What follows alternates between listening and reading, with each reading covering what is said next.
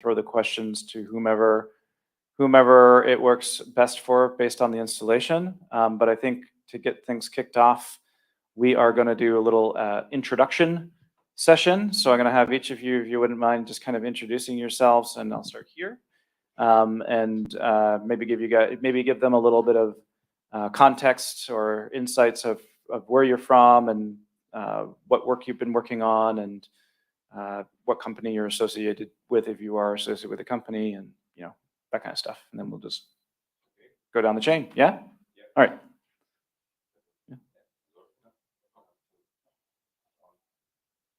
Working? Yeah. Okay. So I'm Dorel Nastem. I'm the creative director of Maxin10sity Studio. Maxin10sity Studio is a company from Bucharest, Romania. Oh yeah, by the way, there's a weightlifting contest above us. Like they're lifting weights, and then yeah. So watch your head. Yeah. So we are a multimedia and creative technology company. We are specialized in projection mapping, of course, event design. We are doing a lot of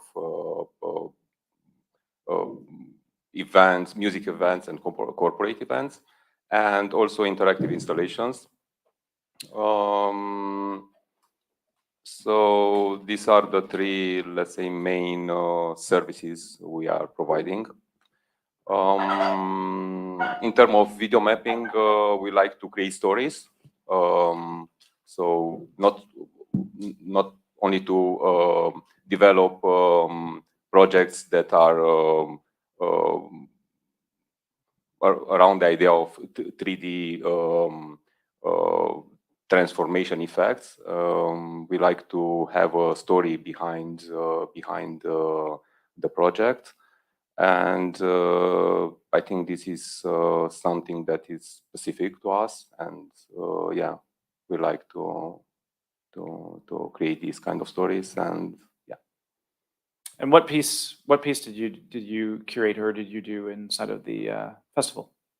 Our piece is on the facade of City Hall. It's called Divided. It's okay. And yeah, it's a story about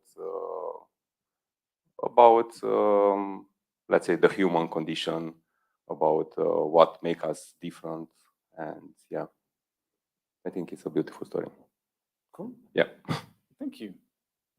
Next up. Hello. Hello.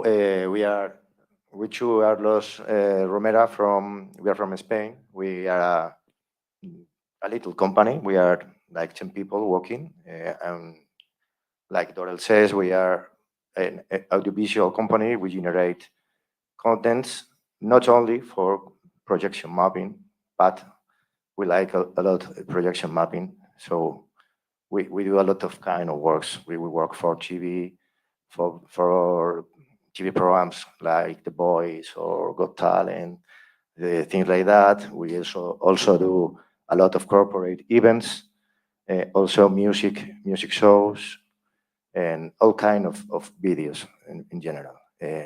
But our capacities allow us to generate contents for video mapping made ad hoc for the buildings. And like he says, also we want to create pieces with the stories. We want to not only to have effects in the facade, we want to tell a story. And in this case, we are very happy with your invitation to LUMA Festival.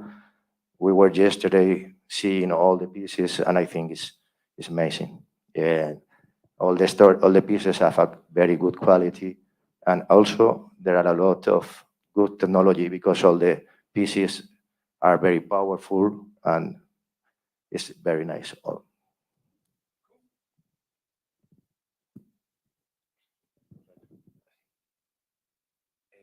My English is very bad, and Juanjo told where I talk. Eh, que el videomapping para nosotros es una forma de salirnos de nuestra zona de confort, de los eventos corporativos, la televisión. Es el momento donde invitamos a otra gente a participar. Wait.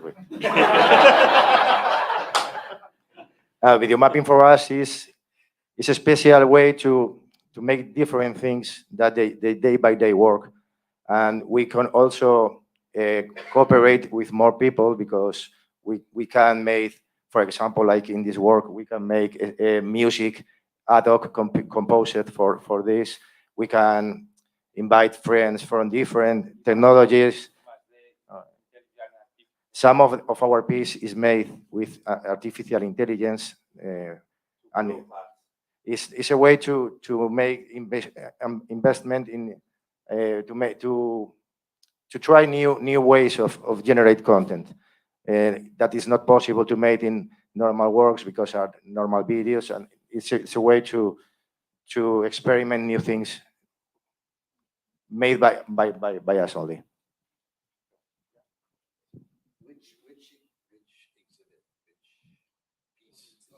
Okay, sorry. Our piece is named Kiss in Color. Is in the court. How it's called? The court. In The judges. oh, is it the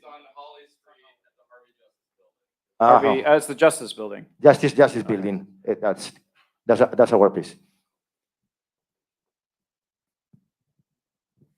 I'm Tamas Vaspori from Maxin10sity. I'm the general manager of the company. We are based in Budapest, Hungary. Our core business is projection mapping, like all the others. I'm sorry.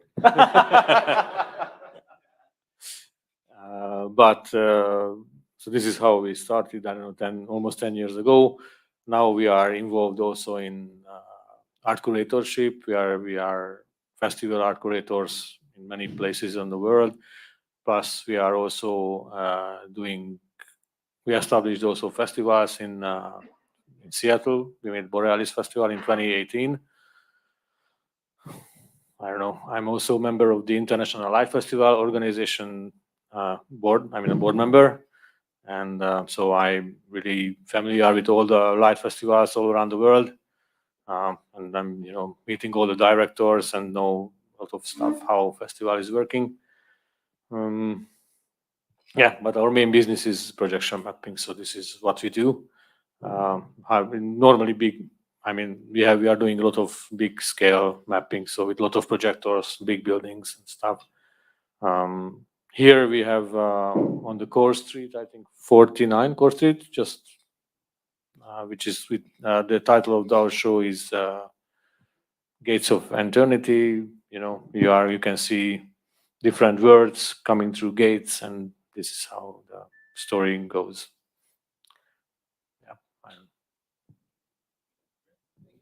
Hello, I'm Santiago Villanova. I'm founder, creative director, and sound designer at Playmodes. Playmodes is an audiovisual research studio based in Barcelona, in Spain. We started beginning of 2000s working with projection mapping. Back on that time, there were no software tools for all this corner pinning, warping thing that is needed to adapt textures to a building. Because we are basically a bunch of 4 nerds, we made our own software for that. So you fit right in here. Everybody is nerds in this room. I can see. So we made our own software tools and we started playing with mapping. But I think it was like maybe 10 years ago when the technology started to be much more developed and there was all these Resolumes, map mappers, watch outs, Pandoras and whatnot. The scene grew really big and we couldn't compete with that because it was all these super productions and we were doing we've always been working in a very like minimal language, and we couldn't compete with all these virtuoso 3D Disney particles, explosions, dragons thing. So we shifted to somewhere else where we could still develop our minimal language, let's say. So we started working with immersive installations, light, kinetics, all that stuff. And yeah, so here our piece is the one in the parking garage. It's called Horizon. And yeah, it's like the awkward piece in the festival. I think it's the one of the few which is not a projection mapping. And yeah, that's it. The story could be much longer.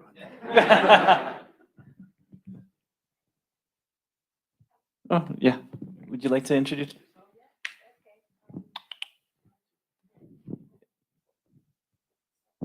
There you go. Hello, everyone. Hi, my name is Darina. I'm here with my colleague Ulum in the right. So we're from Indonesia. We're from the Folks. This is our first debut in LUMA. We're super grateful to be here among the amazing artists. So we are from Indonesia. We are from the city of Bandung. So this is the one of the oldest city in Indonesia as well. So we're started from 2018.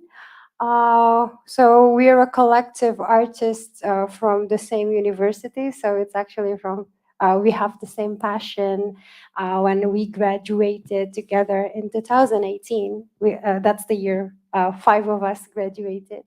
Our designer lead Fajar started the Fox to create a projection mapping art collective that we now, after almost now 5 years, 5 years of venturing, we really want to focus like how we can make this, how can we make ourselves special and distinct from the other animator and projection mapping. So we focus on what we are strong about, which is the methodology of classic designing. Like we really love to. Oh.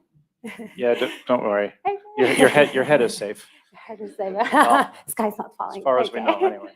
Okay, so yeah, we're focusing on the manual drawing. Like what we do in LUMA, we create a manual drawing with hand drawn.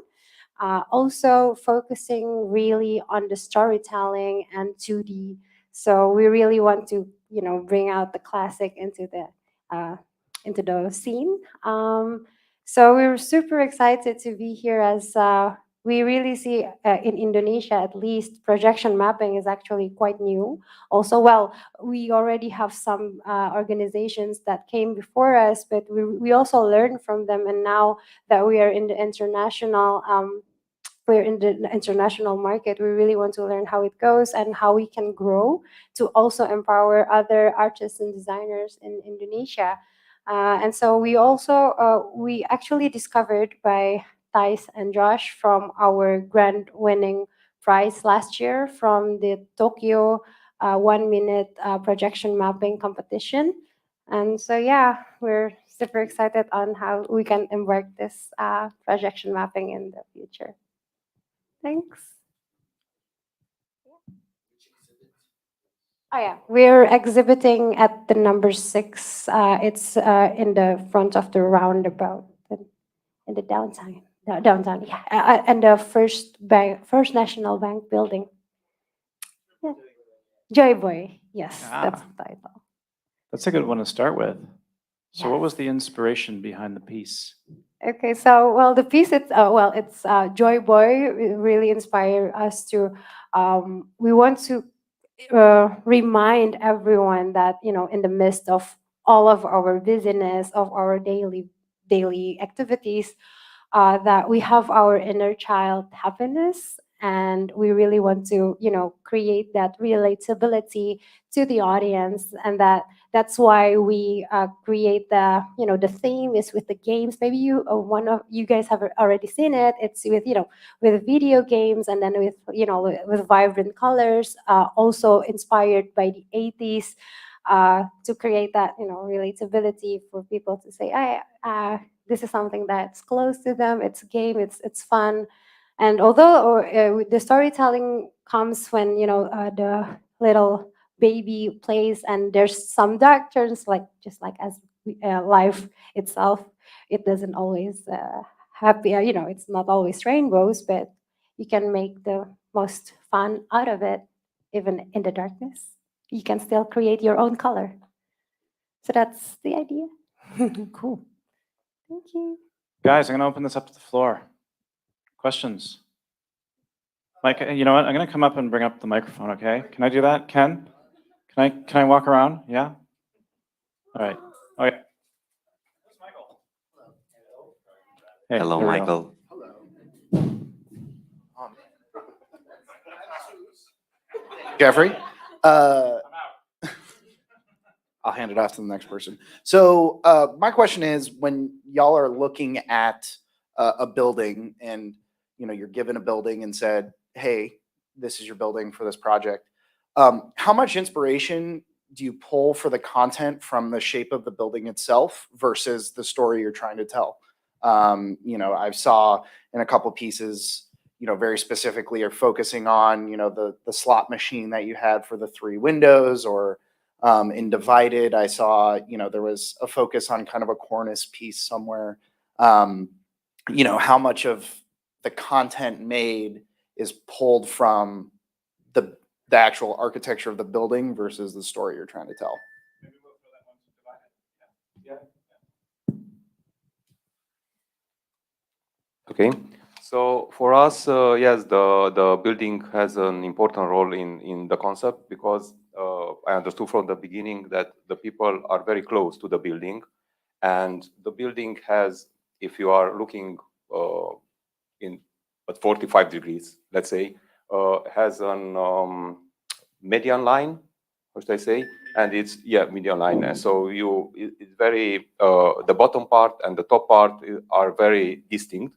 And this was the idea that should create something regarding to that architecture.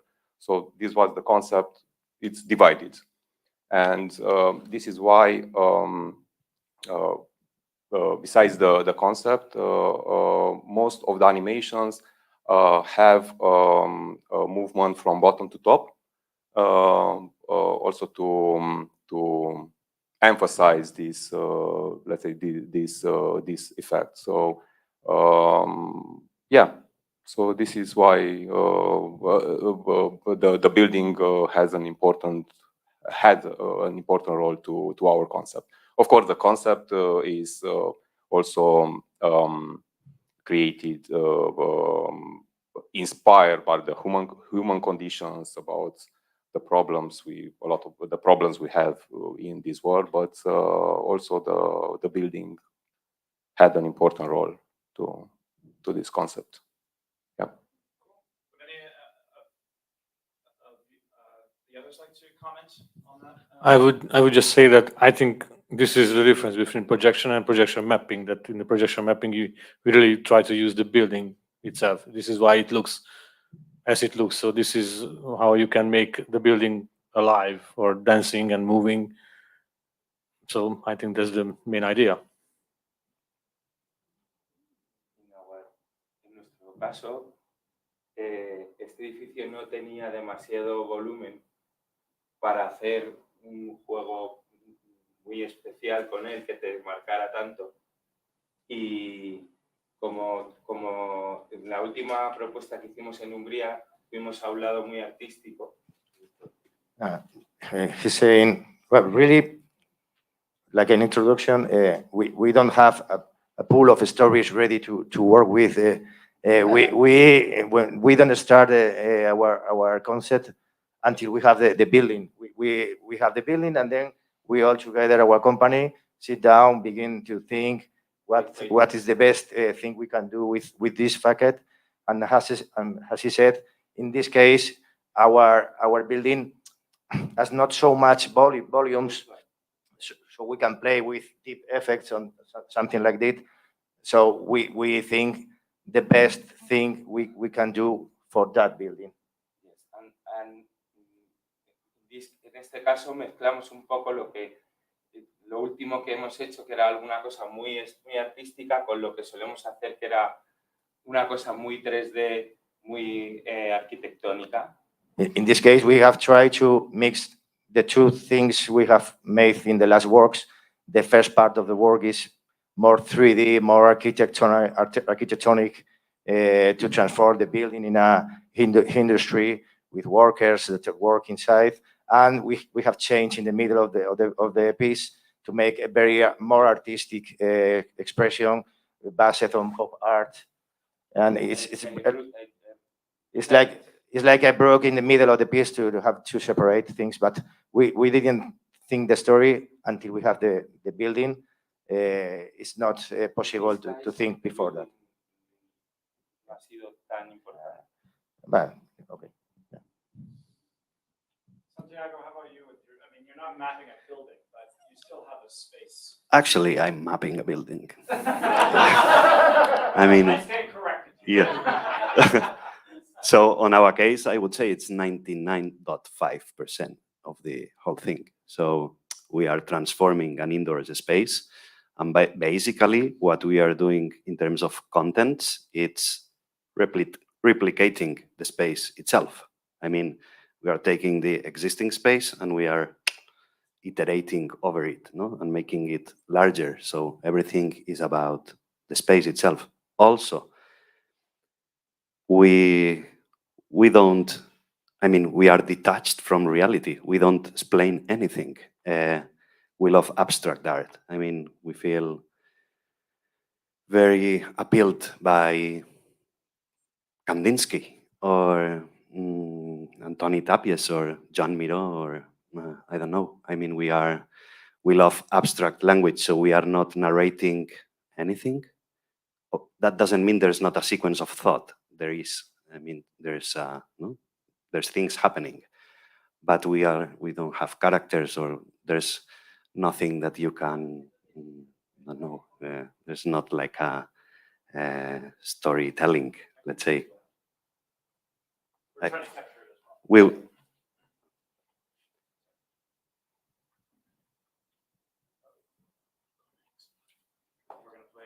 Play past the microphone. All right, John. Santiago, this is a follow-on question for you. Do you feel, I mean, I too like abstraction. I like things which work under. Do you think this gives you access to a different register for the audience? Yes, I firmly believe. I think we always tried to unify sound and light. So we're trying to build a unified language. We are fans of Close Encounters of the Third Kind, no? Like, you know, there was all these colors attached to these notes. Yeah. So, no, we're trying to search for that, no, unified audiovisual language. And I think, I don't know, that's what we believe. I think that opens the doors for, on one side, obviously working with perception, like more deeply with perception, not focusing on storytelling, but focusing on perception on one side. Also focusing on emotions, or because we cannot tell a story. It's all about how we build up tension and release tension. So at the end, what we do is visual music. You can think of it in terms of classical music or in terms of contemporary music. So and it's all about emotions, let's say. So not having a storyline doesn't mean that we are not expressing things. We want to express things. So yeah, we really prefer the abstract approach for all of that reasons, because it allows us to work deeply with perception, work deeply with emotions, and develop a unified audiovisual language. And this is just a follow-on question for all of you. How do anyone can answer this? Sound. How do you go about that process, and how important is it for your work? That's a great question. I can Audio. answer first. For example, for us, in this kind of works, the sound is the half of the work. So it's essential to have a special sound for the work. So in our case, we didn't start to compose at the beginning. We first think what we have to do, and then when we have the story more or less in a storyboard, we call the musician and explain this, and we collaborate, and we begin to create the music, and it's a work. It's all together. We are generating animation. He is composing the music, and in the process, all the things is going to change. He changed some things of the music, adapting to the video, and we change some things of the video, adapting to the music. Yeah, when you said it's half, I wanted to say 50-50, so so we fully agree on that. And we are working the same way. So normally the music, we are working with the same composer all the time, composers. And, after the years, we know each other. So this workflow is quite easy and fast. So, the composer really understand what we want to do from if we tell them the story or what is our story. And nowadays it really goes easily. But of course, it has to be done. Not also the music. When we are finishing our job, we are very focused on add the sound effects, a quick channels with strong effects that reinforce all the piece, and not only the music, is music and sound effects. In our case. Santiago, how about you? I mean, your piece is very heavily related to sound. Yeah. I would say it's just sound. I mean, I said, no, we're trying to build a unified language. So we don't make a break between what is light, what is sound, what is image. It's all the same. It's all the same. So it's difficult to say it's 50-50. No, it's all the same. I mean, at the end, what we have is some vibration data, oscillation data, that we use to control everything. No, we use oscillators, banks of oscillators, to derive. This is technical nerdiness. So we use banks of oscillators to control how the lights are pulsating. The same banks of oscillators, the same data, we use it to control the pulsating lights inside the screen. And we use this oscillator data to control a sound synthesizer. So everything the source is the same for everything. So on our case, it's very difficult to detach one thing from the other. All is sound. Of course, if you have the opportunity to go to the space, you will see it's a multi-channel audio. So there's 24 speakers and one subwoofer.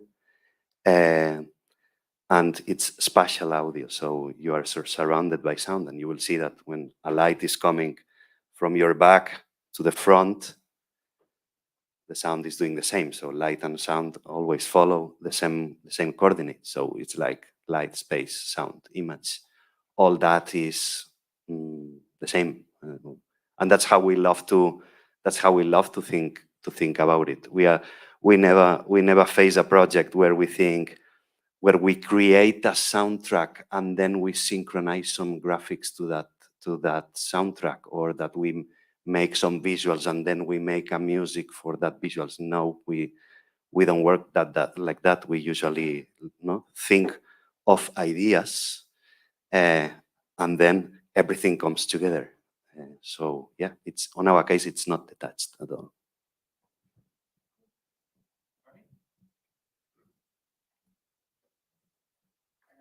So this is dating myself a bit, but so when I look at the mapped art pieces, it's very reminiscent of and I'm interested to know if you're familiar with an artist, an American artist back from the 1960s and 70s, a visual and animation artist named Peter Max. Are any of you familiar with his work? He was okay. Well, again, I'm dating myself, but he was quite famous back at that time. You might want to look at last name is spelled Maxx, Peter Max, to look at his visual art and his animated art. But when I am viewing your pieces, it's really sort of striking because this is before there was projection mapping and the ability to do the types of beautiful things that you do. There was this guy that sort of tried to do that, but obviously didn't have the tools that exist today. So anyways, I just was wondering if any of you were familiar and used that as an inspiration. Thank you.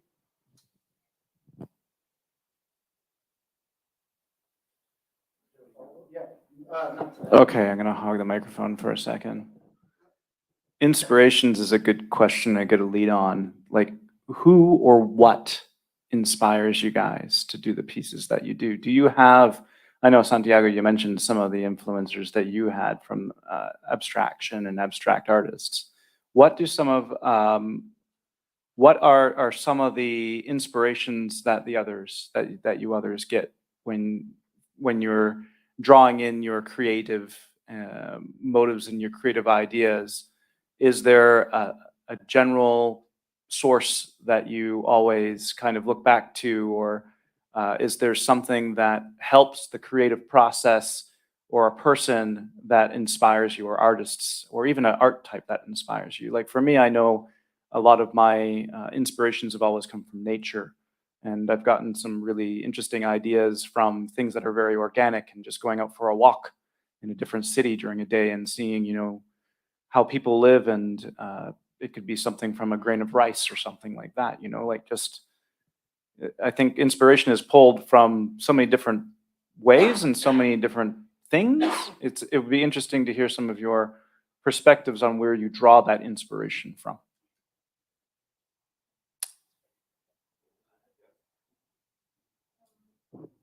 So maybe my colleague Ulum can also add because we do it very collaboratively. But for me, for what we do is the inspiration, because we really focus on storytelling. So the inspiration is actually coming from the people around us. So what we really like to do, like I know that me and Fahri, one of our designer, our colleague team, is that when we met each other, we just, we really like to have a conversation about everything. Like, hey, I have this, this is our upcoming project. What do you think of this? Like, we have that conversation, and then we have that conversation with the other circle of our friends. I think circle of friends is super key to the folks, because it means a lot to us to hear from people experiences, and we are super inspired by it. Maybe Ulum, you want to add to that? Yeah, for the design process, actually, me and my team watching a lot of classical animation like Snowman 1983, and a lot of Tom Jerry, classic Tom Jerry animation. It's like we want to like develop or analyze how to like moving the body of the part of the body. It's like a really nostalgic actually, and it's like quite similar with our life.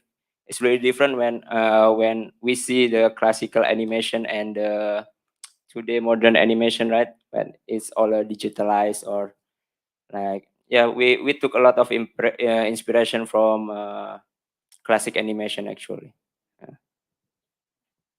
And actually in our team we got four people who graduate from architecture school, and we also take a lot of inspiration and try to respond the building how the window can can be some object, and the silhouette of the building can be fit to the object. Like we try to make a lot of character in there to make it more live, because we are really focusing to how child can they don't need to think too much about the concept or what, but the direct happiness can can uh, can bring to the child. Like they don't need to like how to say it, like think too much, what's the concept is this, or what's the concept is that. Like we want just to be happy. We want just to be happy. That's why we have a lot of face, like a face character, like the slot machine. They have eyes, they have a mouth. Like we want to yeah, bring joy in the easiest way to understand it. Para nuestra pieza, Kiss in Color, al principio iba a ser, la idea inicial era que iba a ser una especie de todo contado a través de grafitis de estilo Bansky. In the initial concept, we worked for this building. It was all trying to explain all the story through graffitis like Bansky style. Pero bueno, luego se transformó en Friedland, Metrópolis, todo aquello. But finally, they changed. In the first part, we are based in the Metropolis film, and the second part of our piece is based on art pop, like. Para la siguiente parte lo teníamos claro. Like va a ser color, pop art americano. American pop art, color, Cardistason, Warhol, all art pop in this case. For every work, we inspire in different things, in different movies, in different artistic expression. Every work is different for us. Fue evolucionando todo esto. In this case, it was evolving, and we changed some things of the work.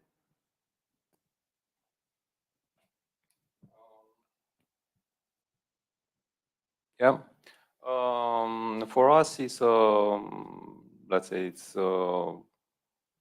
a discussion in our team in the group.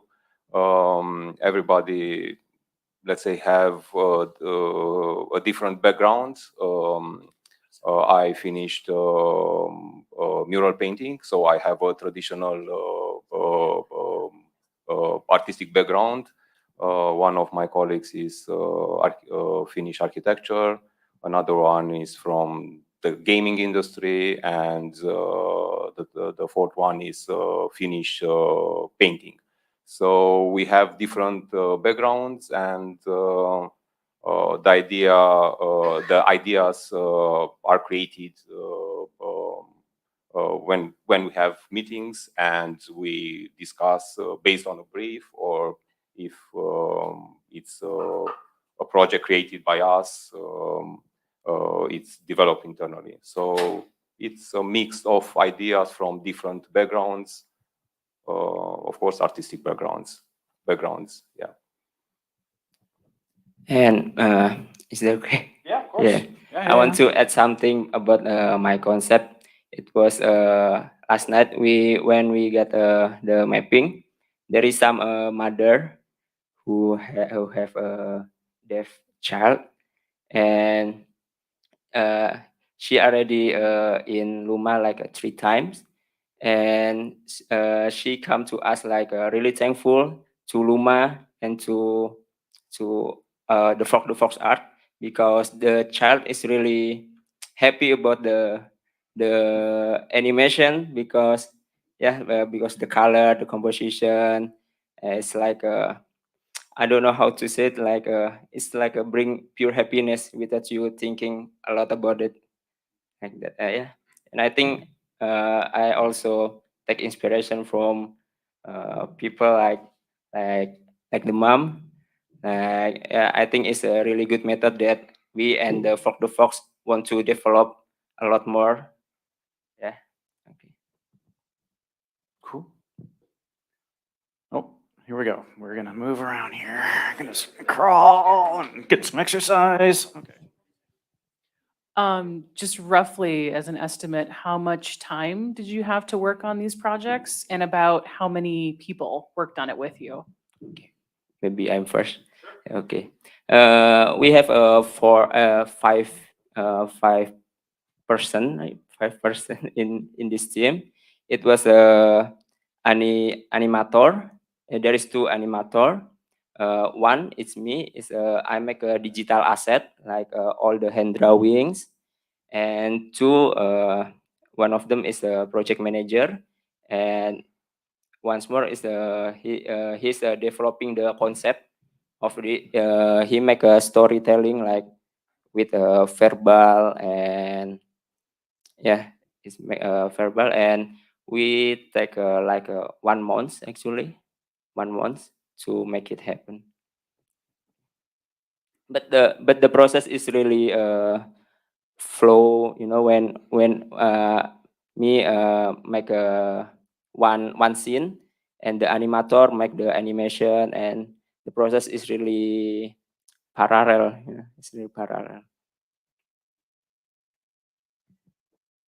In our case, like the first iteration of this installation, so this is the third time we do this installation, we adapt it to the different spaces that host us. But the first iteration was 6 months in development. There is software engineering, most of the software is built by ourselves. Software development, both for light control, building sound synthesizers, building whatever the fuck in Unity. So it was around 6 months, from maybe 4 months were like technical development, from analyzing the space, building 3D models, having measurements, coming up with an idea at the very beginning, before starting with developing tools, and probably 2 months of content creation. Although when we create contents, we're also like debugging software, and it's everything interleaved. But yeah, around 6 months on the making. In our case, this show was, I think, made by 5 guys. It's a little bit difficult in our case because we are doing more projects parallel, so difficult to count. But I guess 5 guys in 1 month. That was I would say.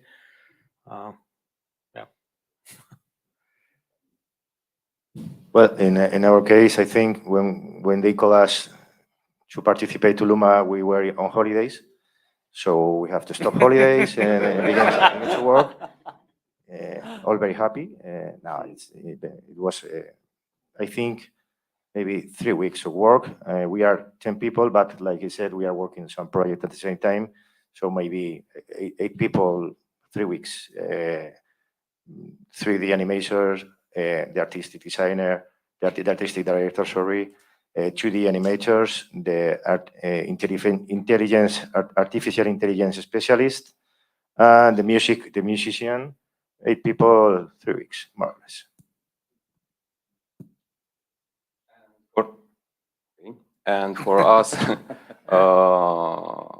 I think the concept part and the pre-production part took about 2 weeks to 3 weeks, because we iterate a lot, iterate around this concept of divided. We had different iterations, and also in the beginning, in our work, we use also voiceover, and in the beginning we wanted to use only one actor, and after some discussions, we considered that it would be better to have 2 voices, one woman and one man, and to how should I say, complete each other, I think is the term.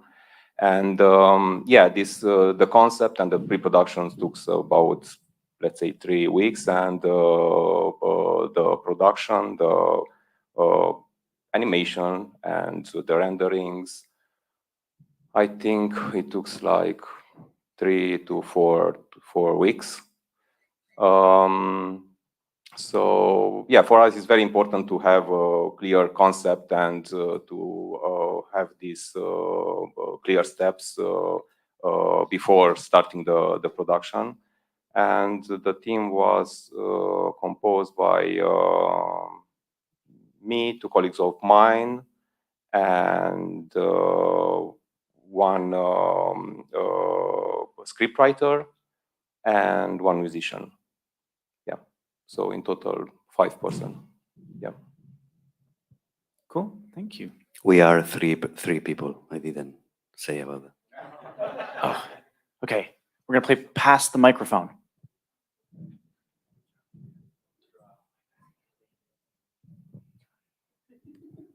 Hi.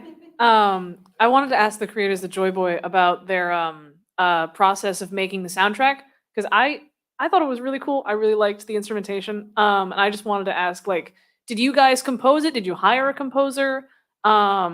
If you guys compose it, also towards anyone else, if they compose it, do you guys have any musical background? Yeah, I don't know. We actually have a like outsourcing composer actually, and the process of making sound and the music is like from the start until the end. There is a lot of I don't know how to say it, like it's not like a step when we already make an asset and animation is complete and then we make the sound. It's not like that, but the process to make a sound is like for the first time when we have keywords, we usually use the keywords for the sound, for the script, for the asset. We usually the first step is we we make a concept and we make a keyword. Like for this case, our keyword is joy, happiness, and purist gitu, purist. Like, and the composer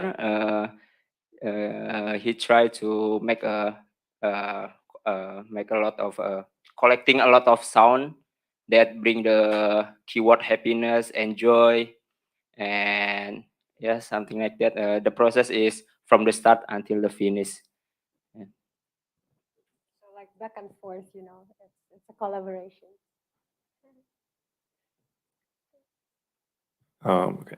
I have a question about Kissing Color. You mentioned you use AI. Like, what was the AI element in that piece?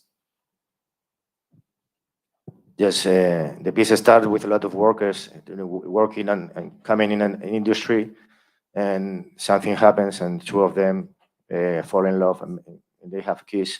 And in that moment, all things change, and the color explodes.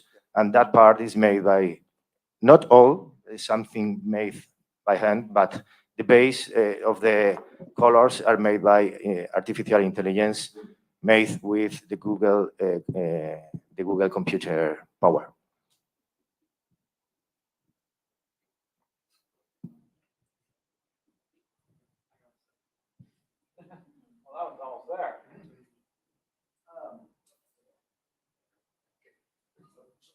Only one thing I have to add.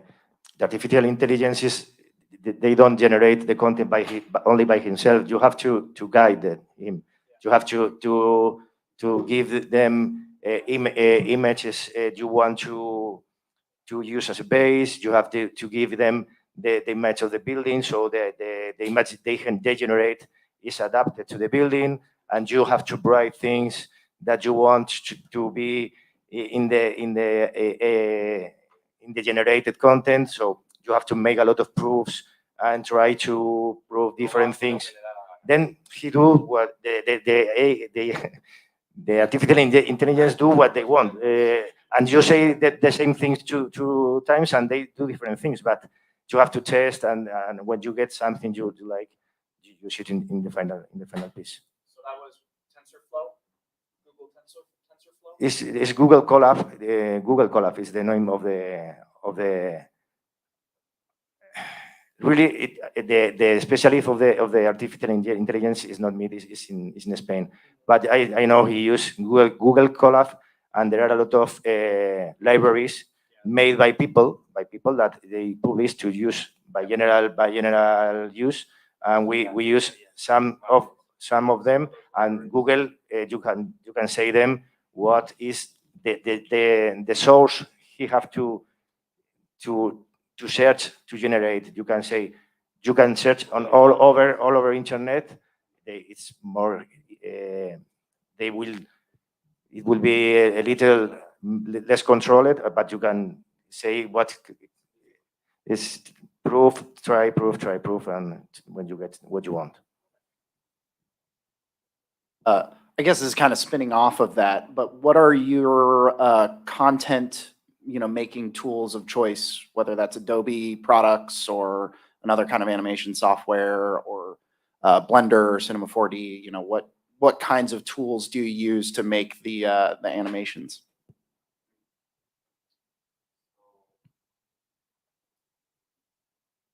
So for us, the main tool is Cinema 4D, with a lot of particles, a lot of plugins inside Cinema 4D, and of course this is for the 3D part, and for the compositing and editing, of course, the Adobe Suite for compositing the After Effects, of course, with a lot of plugins, and in the end, Adobe Premiere. So these are our main tools. But now I'm referring only to the projection mapping when we have to deliver an animation, because we are doing also event design and visuals for festivals. And for that, a colleague of mine is architect, so he uses a lot of programs for architectural programs. And we are doing also stage designs. So yeah, for that projects, we are using other softwares. And of course, for the real-time visuals and live visual events, we are using Resolume, and also from time to time Touch Designer. So yeah.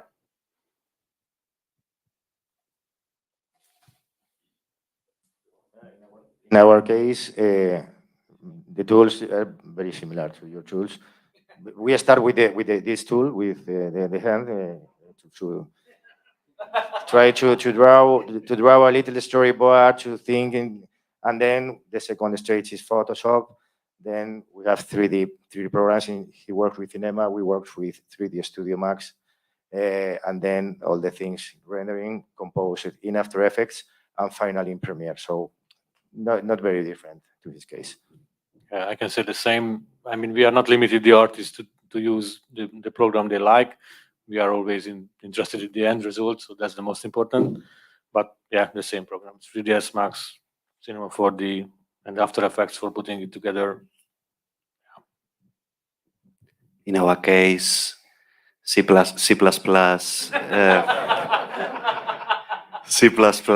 open frameworks.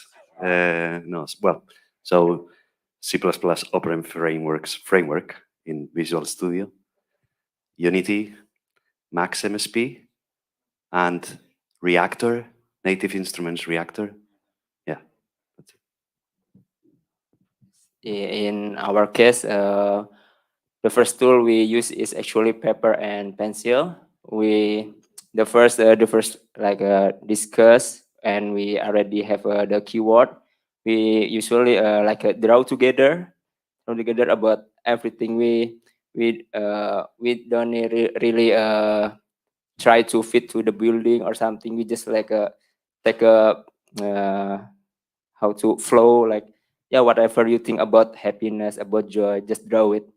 And then when we already have, this is the one maybe can be to develop to the concept, and we make it to a digital asset.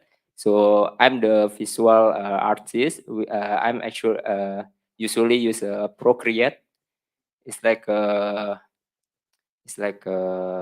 software for drawing in iPad, and after we usually use a layer management for the animation. Like there is a lot of part when it's like when we make the baby one, there is a lot of part like the finger, the hand, like the head. There is a lot of layer actually, and and after already collect a lot of the asset, we usually use Adobe After Effects to make the animation, and Adobe Premiere to make it to fit to the building.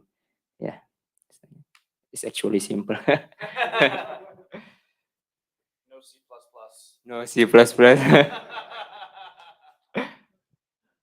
So my question is, what was something that, and this is for everyone, that actually made you just want to get into what you're doing? Like, was there a movie? Was there just something that you saw that you're like, I want to do that. I want to make effects or do something like that. Like, what actually got you interested in doing what you're doing now?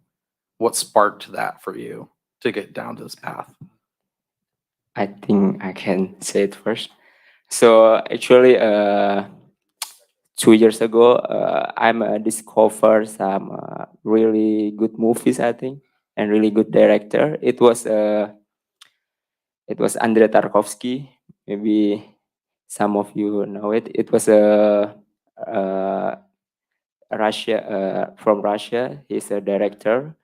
Like he make a lot of movie like so poetic, I think, so poetic, and I think I fell in love with the cinema, and I think the only one that I can do, like I don't have a lot of money to make a movie like him, but I think the animation is really the easiest way for me to express that what I feel about feeling about what I think. Yeah, that's make me bring to animation is really is actually a cinema.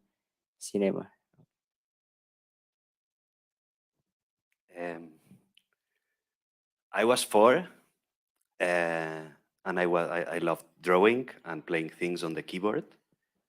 I was 14, and I started painting graffiti and started making music with the computer because we had this hip hop band with the friends in my hometown. I was 21, and we started going to the raves.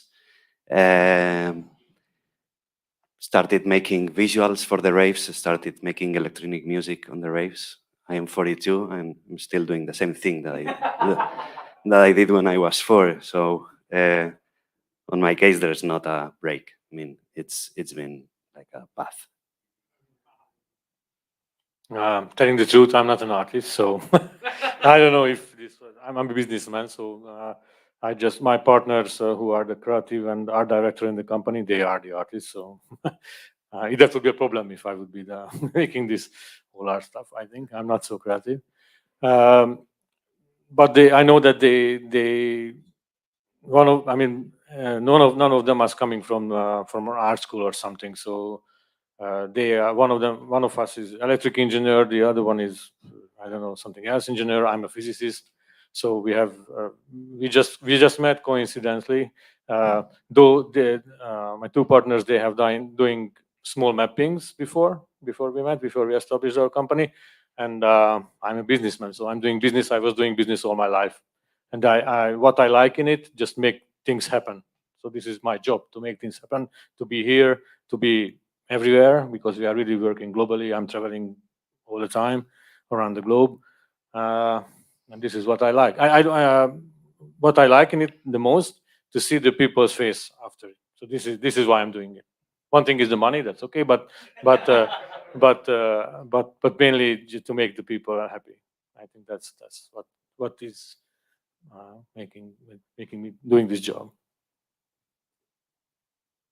I'm not an artist, so I can answer this. But in my company, there are he's an En mi caso, uno de los socios de la compañía es mi hermano y desde pequeños en casa siempre hemos estado haciendo stop motion con plastilina, no sé, no me acuerdo siempre. He says he found the company with his brother, and they are always trying to do stop motion with like he was a child. In my company, there are a lot of people that have studied art, and a lot of people that have studied some more technical things. So it's a mix between art and technology, and I think it's a good mix to achieve these kind of projects.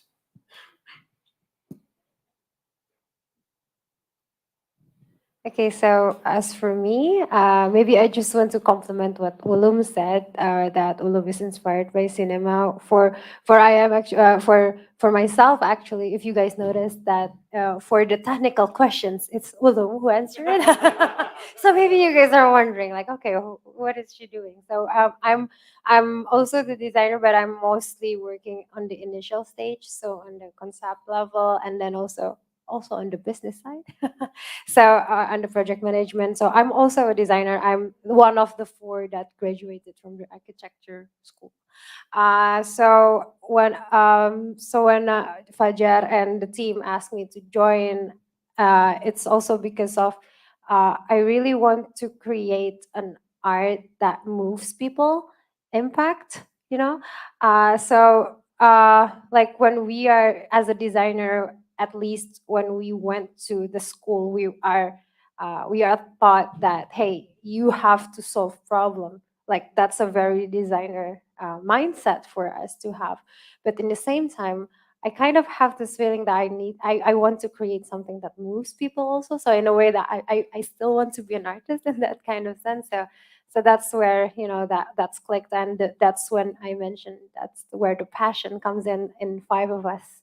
So yeah, and working with my good friends are actually also always inspiring. So it's quite nice. Yes, that's me. For me, it was an invitation, as I remember, in 2003, when a musician invited me and a friend of mine to do some animations for an experimental party. The guys did some music on the Game Boy. And at the time we start, I was working After Effects a little bit, and my friend discovered Macromedia Flash, which is dead. Yeah.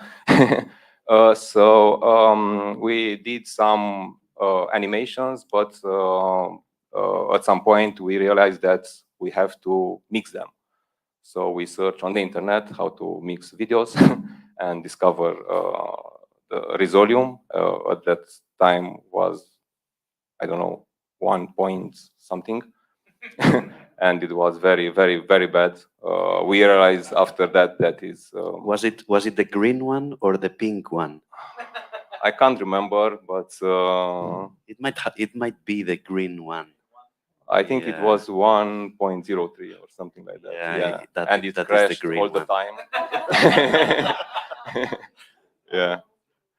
And then I discovered after some years Modulate, and of course it was on the Mac, and at that time it was something. So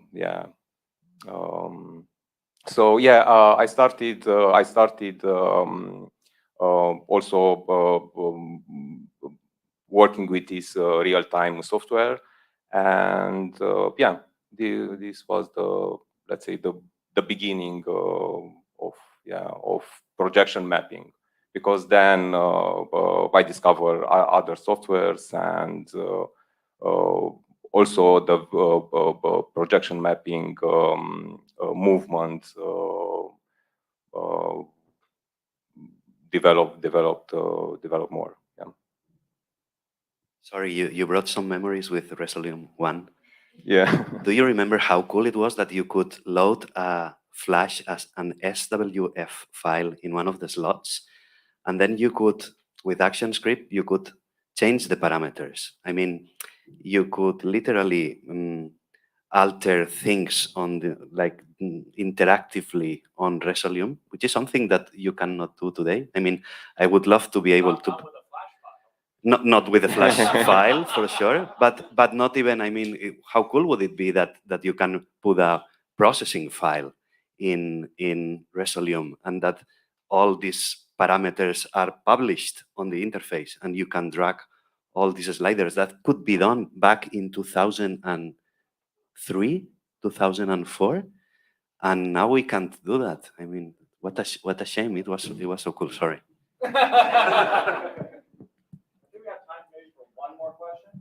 And before that question, I hear that Santi has an appointment and you might have to leave. Yes, I should leave. Yeah. I have the bosses on there, like standing.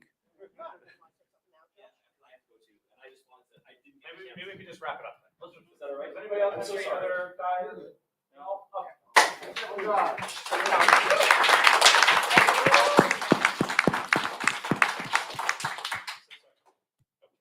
No? Don't worry, guys. The installation is just plug and play.